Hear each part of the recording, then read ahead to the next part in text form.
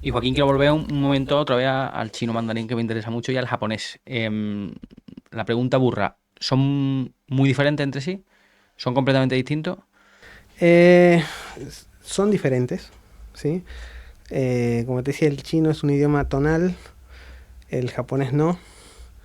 Y la forma, sobre todo, el chino, como te decía, no es tan difícil de poder expresar algo, más allá de cómo entonar las cosas. El japonés tiene una estructura que es bastante diferente a las lenguas latinas, al español, por ejemplo. Entonces, ahí es como que cuesta un poco más poder estructurar las frases y Y es de lo que entender hablábamos antes, de que a lo mejor el sujeto va en otro punto Sí, sí, eh, sí, sí. pero como el inglés, ¿no? ¿O el inglés lo consideras que es parecido al español? No, el inglés es una lengua indoeuropea, digamos, o sea, no es tan lejana al español, es bastante cercana. Y en cuanto a la estructura de una frase, si nos la llevamos al castellano, ¿cómo podría ser en japonés, qué sé yo? La mesa es blanca. Vamos, digo algo japonés o chino, ¿eh? Sería Blanca Mesa es. Ah, vale. Sí, sí. Y desde el momento en el que tú empiezas por ejemplo, ¿cuánto hay de verdad en aquello del alfabeto, por ejemplo, chino, de que hay gente que dice que lleva 30 años, bueno, que son chinos y que no lo saben? Completamente, porque no es un alfabeto, por empezar. El chino no escribe, en el chino mandarín al menos no hay letras, o sea, hay símbolos que expresan sílabas, o sea, son sonidos de sílabas. Y algunos de esos símbolos, incluso esas sílabas significan cosas, o sea, son conceptuales. Y para cada sílaba hay un ideograma y para muchos de los conceptos hay ideogramas. No hay un alfabeto. En cuanto al japonés, es un poco más complejo todavía porque hay tres sistemas de escritura. Sí, hay un hiragana, un katakana y un kanji. El hiragana es como para escribir, o sea, usan los tres en todo, en las mismas, en los mismos textos usan los tres mezclados. O sea, el hiragana se usa para ciertas cosas, el katakana se utiliza para nombres extranjeros, para cosas que no son propias japonesas, y el kanji es un sistema de escritura importado del chino, o sea, son ideogramas que tienen un cierto significado. Entonces lo difícil es que en un mismo texto tienen los tres y hay que distinguirlos. Y lo común entonces allí, bueno, lo común no, es común allí, o se suele dar mucho más que a lo mejor en nuestro país o en Occidente, digamos, de que hay gente que sabe hablar muy bien pero que no sabe escribir, entonces. O no sabe escribir tan bien como otra persona. Quiero decir, pueden hacer una vida plena completamente, ¿no? Pienso que sí. La verdad que no conozco gente que lo hable y no lo escriba, no sé, pero es probable que exista y que pueda vivir sin mayores problemas. Porque, digamos, pueden, perdón Ramón, pueden hacer una vida común. Es decir, hay como dos vertientes, el chino mandarín coloquial casual, el que se utiliza para el trabajo. O sea, no me imagino a nadie en un trabajo sin saber escribir, por ejemplo.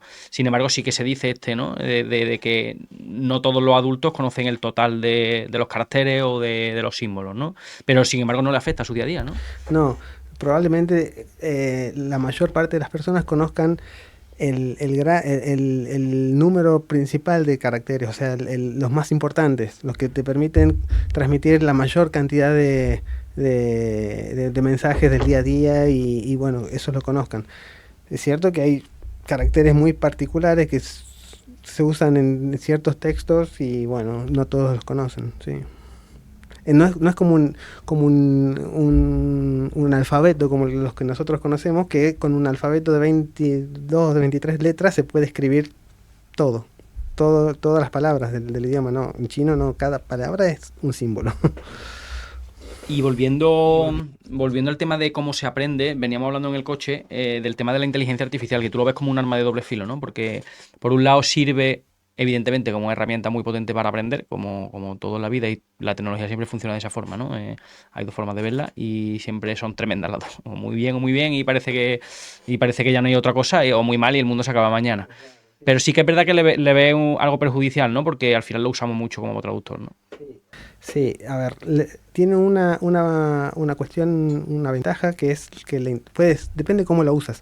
Si usas en lo que es idiomas, ¿no? Si puedes usar la inteligencia artificial como un entrenador, como un tutor, ¿sí? Puedes entrenar tu idioma, hablar con la inteligencia artificial, hacer que te corrija, usarlo como un tutor personal para aprender. Ahora, o sea, si dejas que la inteligencia artificial haga todo por ti y hable por ti y te traduzca, entonces no vas a aprender el idioma. Todo depende de qué es lo que quieres. Si quieres aprender un idioma, dejar que la inteligencia artificial se encargue de todo, yo creo que no. O sea, para aprender uno tiene que poner la parte activa propia para aprenderlo.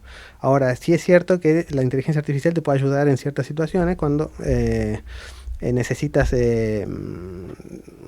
hablar o necesitas comunicarte en un idioma que no conoces muy bien y bueno, te puede ayudar. Pero no lo veo como... O sea, yo trato en lo particular, mi opinión, de aprender los idiomas por mi cuenta, en lo que es idioma. Y en el resto de las cosas, uso la inteligencia artificial de una manera moderada, porque lo que no quiero es que me sustituya a mí. ¿Sí? O sea, que no quiero que la inteligencia artificial haga todo por mí porque me anula a mí. Yo quiero aprender y yo quiero hacer las cosas por mi cuenta, en lo posible. Yo estaba pensando que si ahora aprendiera un idioma, por ejemplo el portugués, que no lo sé, ¿no? Me iría a ChatGPT y le diría, ponme, además con los trucos que tú me has dicho ya, ponme un texto sencillo en portugués y ahora lo leería y lo aprendería. Venga, ahora un audio. Ahora un texto un poco más largo, más complicado y te va sin tener que tú ir a Google, buscar tal, te lo vas soltando y tú vas ahí entrenando y te puedes pegar 2-3 horas ahí delante, pum, pum, pum. Incluso luego puedes hablar con ChatGPT en ese idioma y pedirle que te corrija, que te diga dónde te estás bien, dónde estás mal. Entonces, usarlo como un tutor. ¿Cómo es tu empieza? O sea, ¿cómo es tu minuto cero de un idioma? El minuto cero de un idioma es aprender a decir hola, yo soy Joaquín, y cómo se escucha, cómo se lee eso y repetirlo muchas veces. Ese es mi minuto cero. A partir de ahí ir aumentando la complejidad, la duración de los textos. El minuto, digamos, 190 sería comenzar a hablar con alguien con muchos errores. Y el minuto 500 sería hablar fluidamente con alguien con pocos errores. Pero comenzar con lo simple y lo más simple posible. ¿Y a ti te ha dado bueno, te ha dado... ¿Has sentido interés por aprender idiomas? No sé si la palabra es distinta, la verdad. Pero bueno, por idiomas que ya no se utilizan hoy en día. Idiomas muertos, ¿no? Lenguas muertas o idiomas extintos, sí, me parece algo muy interesante. De hecho, bueno, hablo o sé un poco de latín, ¿sí?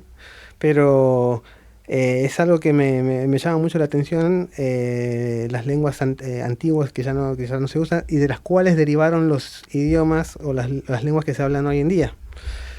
Como ser otro idioma que me parece fascinante y que no se habla hoy en día, pero del cual han evolucionado otras lenguas, es el acadio. Es un idioma semita que se hablaba en Babilonia hace 4000 años y del cual fueron derivando otras lenguas semitas. Me parece muy, muy interesante porque aprender ese tipo de cosas tan antiguas permite entender también cómo fue evolucionando el pensamiento, ¿no? de humano, porque básicamente el idioma es una forma de transmitir los pensamientos, así que... Oye, hemos hablado de un montón de idiomas. ¿Cuál es el que más te gusta a ti? No el más útil, que entiendo yo que es el inglés y el castellano, no el materno, que es el castellano. ¿Cuál es el que más has disfrutado? El que más he disfrutado ha sido probablemente el francés y el hebreo. Sí. ¿Por qué? Porque son los idiomas con los cuales he podido hablar con más personas nativas. Entonces, es lo que hace que el idioma tome vida, no solamente tener la inmersión pasiva de escuchar y leer, sino practicarlo y sobre todo practicarlo con personas que lo hablan de forma nativa. Te permite, bueno, mejorarlo por supuesto, pero también darle vida a eso que ya aprendiste. ¿Y eso cómo lo has hecho por internet o es que hay mucha gente en Argentina que habla hebreo?